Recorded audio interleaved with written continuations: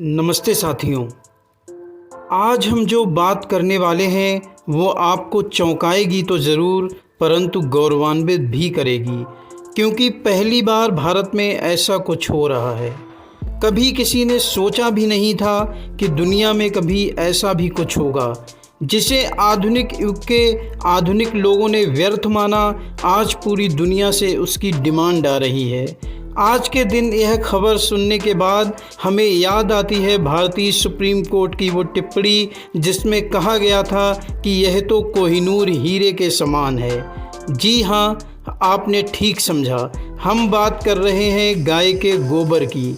जैसा कि आप जानते हैं कि हमारे पूर्वज सदैव गाय के गोबर व गोमूत्र के माध्यम से ही खेती करते थे, क्योंकि शायद उनकी परीक्षण क्षमता हमसे बहुत अधिक थी, अतः वो बखूबी जानते थे कि गाय के गोबर व गोमूत्र द्वारा निर्मित खाद से अच्छी व रसायन मुक्त फसल तो मिलेगी ही, साथ ही इसके उपयोग से मिट्टी की उपजाऊ शक्ति भी सदैव सुरक्षित रहेगी। आज दुनिया ने भारत के इस ज्ञान विज्ञान को माना है और अभी तक तो विदेशों में गोबर व गोमूत्र आधारित कृषि द्वारा उगाई गई फसल की ही डिमांड थी, पर पहली बार कोई देश अपने यहाँ की फसलों को ठीक व पेस्टिसाइड फ्री करने के लिए भारत से भारतीय नस्ल की गायों का गोबर मंगा रहा है।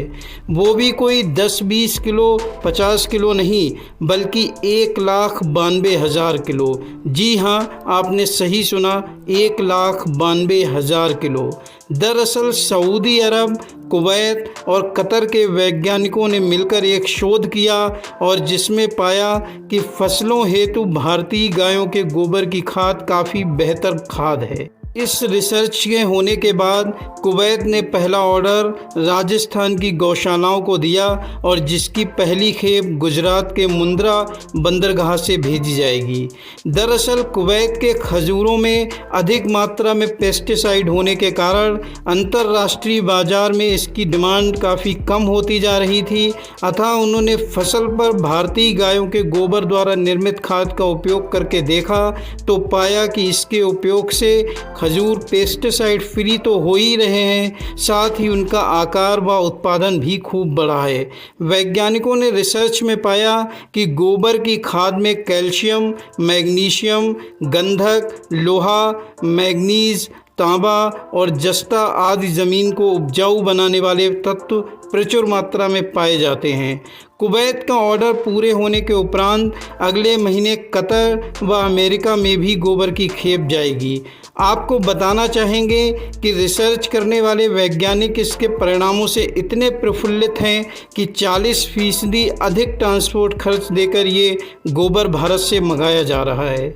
यहाँ पर आपको यह भी बताना चाहेंगे कि कुछ देशों में पहले से ही गाय के गोबर से बहुत बड़े काम हो रहे हैं। उदाहरण हेतु ब्रिटेन में गोबर गैस की सहायता से प्रतिवर्ष करीब 16 लाख यूनिट बिजली का उत्पादन किया जाता है और चीन में भी 1.5 करोड़ परिवारों को बिजली देने के लिए गोबर का ही उपयोग किया जाता है।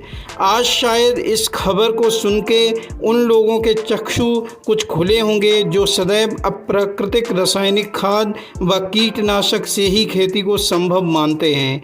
यह हम सबके लिए गौरव का विषय है और साथ ही ये सोचने का भी कि हमारे पूर्वज कोई मूर्ख नहीं थे, बल्कि उनका ज्ञान असीमित था और ऐसा ज्ञान जिसका पूरा सामंजस्य प्रकृति के साथ था।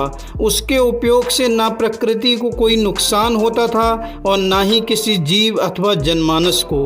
यूं ही नहीं, हम दुनिया में सोने की चिड़िया कहलाते थे।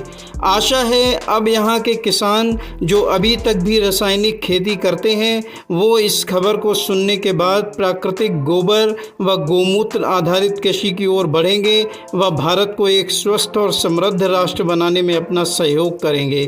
धन्यवाद। जय हिंद, जय गौ माता।